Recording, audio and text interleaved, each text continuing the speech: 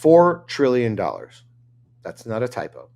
That is how much money Trump's big, beautiful bill is about to put right back in American pockets while securing our border and crushing the deficit. The establishment swore it couldn't be done. You can't cut taxes and reduce the deficit, they said. You can't boost the economy and secure the border, they said. You can't help working families and small businesses at the same time, they said. Trump just proved them wrong on every count. $13,000 more in your pocket, illegal aliens kicked off Medicaid, the border wall funded, the big, beautiful wall with the big, beautiful door. I remember that.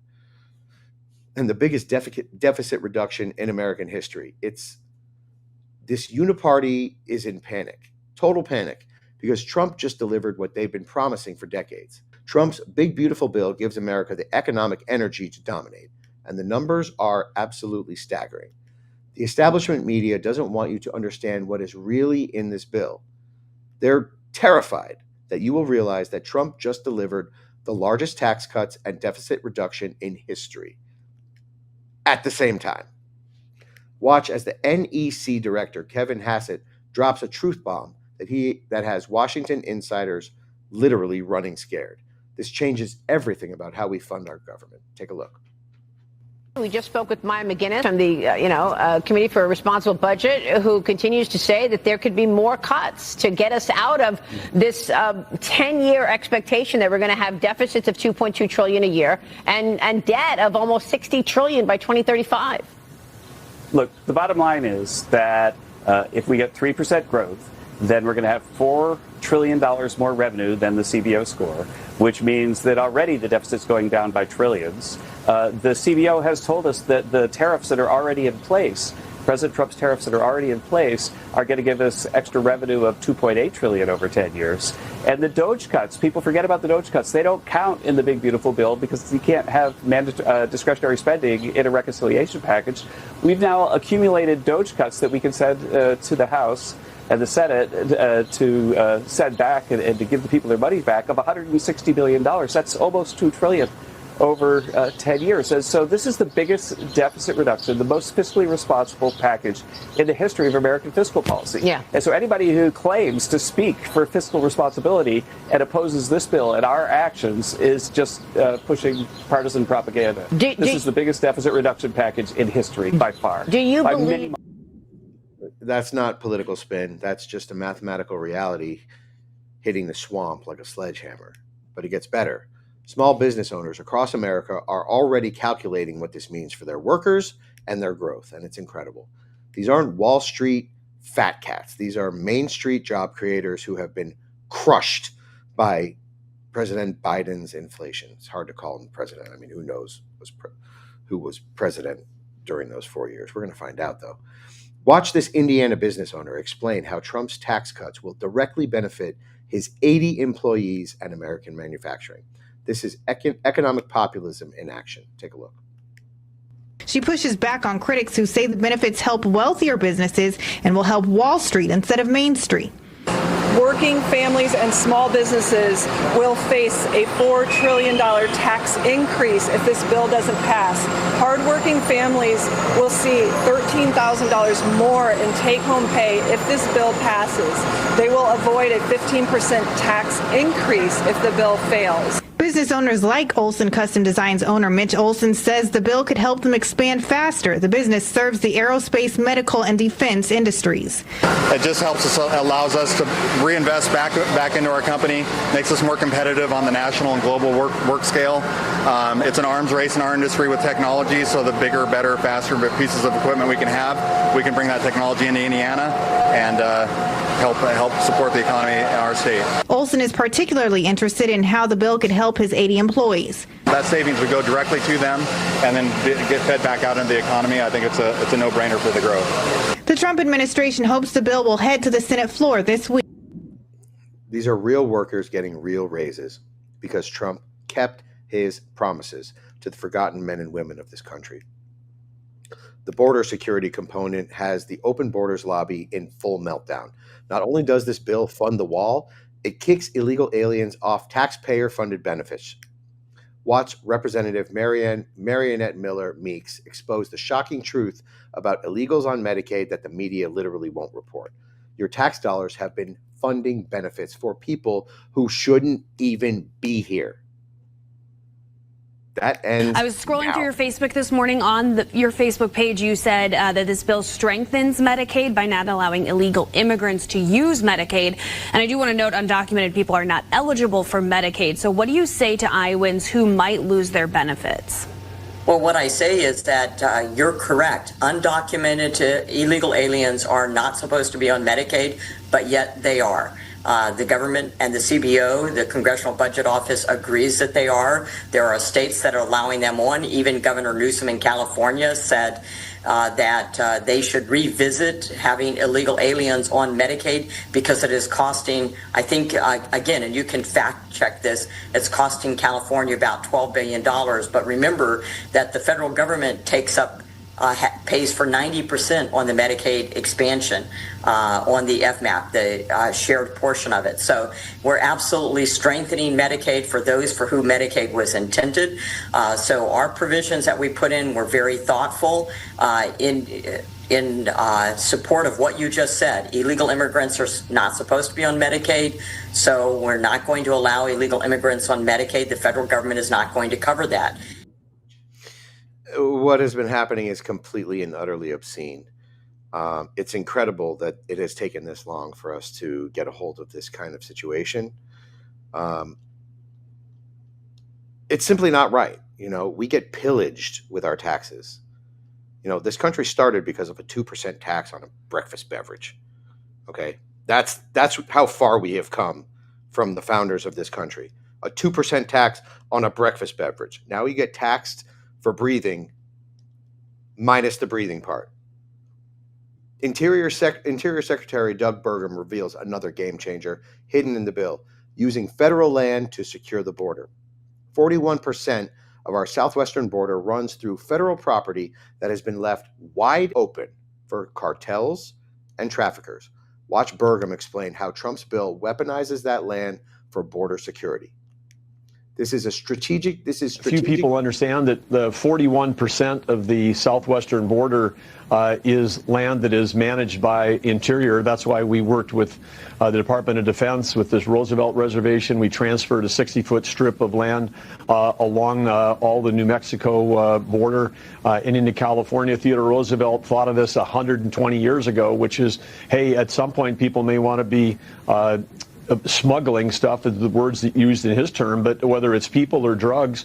But it's not just 1,000 or so Iranians that we know are in the country illegally that came through. There's a number that is unknown, the unknown number of people that were unapprehended, came through undetected, weren't detained, weren't interviewed. That number is also in the millions. And so it's a real risk for our country. And again, President Trump has done a fantastic job of shutting it down. And the big, beautiful bill has got dollars in to secure our border. And you don't have national security if you don't have border security. President Trump understands that, and he's doing something about it. What I find to be absolutely insane is that, we like to talk about the MS-13 and the Tren de Aragua, these South American gangs who are making its way in through our southern border. They're not the only ones. We've got the same Islamists who chant death to America, death to Israel. They're also leaking their way in, making a home here, taking our benefits, massaging our school boards so that our public school system infects our children with this weird, strange, globalist, anti-America propaganda. Using propaganda to encourage our children to cut off their genitalia. I mean, while the rest of the world is breeding like rabbits, we're not having as many kids as the rest of the world, right? First of all, if we don't kill them in the womb, we castrate them after they're born. If this isn't some weird this is the silent war against America. The thing that we don't really understand. We think this is just compassion. We need to be compassionate to the trans kids and all that stuff. This is not what they think. This is not what our enemies think. They understand the real fight here. That they do not want us to live. They want us to either die from external forces or they want us to implode on ourselves. You know, Theodore Roosevelt created the legal framework 120 years ago, and Trump is finally using it to stop this kind of invasion, this exact kind of invasion. It's not just the drugs. It's not just the crime. It's the silent way that our enemies have decided to destroy us from the inside out. You know, why drop a bomb on us when we'll literally just unalive ourselves? Trump is finally using it to stop this kind of invasion and protect American sovereignty. Now, let's talk real numbers that affect real Americans. If this bill doesn't pass, working families face a $4 trillion tax increase. That's $13,000 less in every American's pocket. That's your kid's college fund. That's savings for retirement. That's your new car.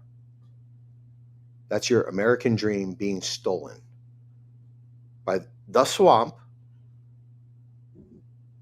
the America haters who live here in America, and also by our foreign enemies who make common cause with them.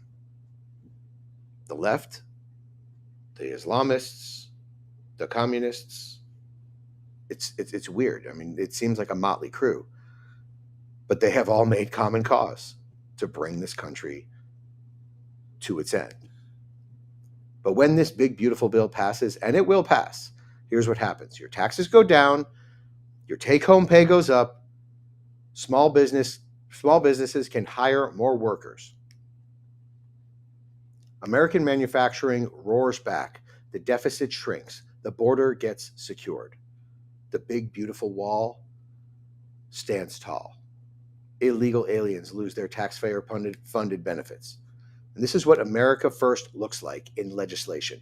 Not empty promises, not focus group talking points. Real policy that puts real money in real Americans' pockets while really securing our nation. The establishment Republicans who might vote against this, well, they might be showing their true colors.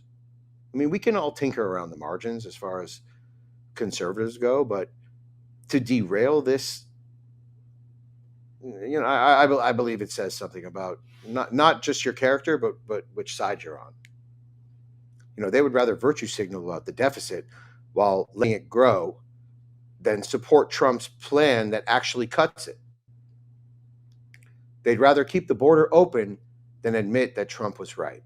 They'd rather see you pay higher taxes than give Trump a W. Every American needs to understand this is not just another bill. This is an economic revolution, the one that Trump promised us. It's the biggest middle finger to the establishment since the Boston Tea Party. And it proves you can cut taxes, you can secure the border, you can reduce the deficit, and you can help working families all at the same time. None of these goals and values are mutually exclusive. The swamp said it was impossible. The experts said that it wouldn't work. The media said it was a fantasy. And Trump says, hold my beer. If you got any value from this report, please tap subscribe. My final thought is next. This is it, patriots. The big, beautiful bill is Trump's economic nuclear weapon against the deep state. $4 trillion in tax relief. Remember, $1 trillion is $100 bills stacked up 6 feet high across an entire football field. 4 football fields filled with cash, 6 feet high. We're not talking ones, we're not talking fives, we're not talking 20s. We're talking Benjamin Franklin's here. Trillions more in deficit reduction. The border finally secured. Illegal alien freeloaders kicked off our benefits. This is not just policy, it's a revolution.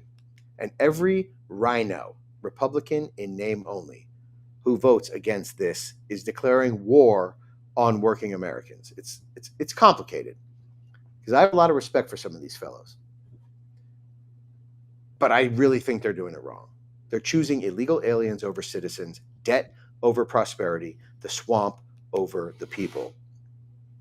Remember their names. They're telling you exactly who they serve, and it isn't you. We need to get this thing passed.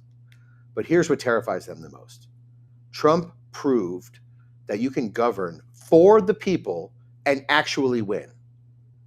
You don't need lobbyists. You don't need corporate donors. You just need some testicular fortitude.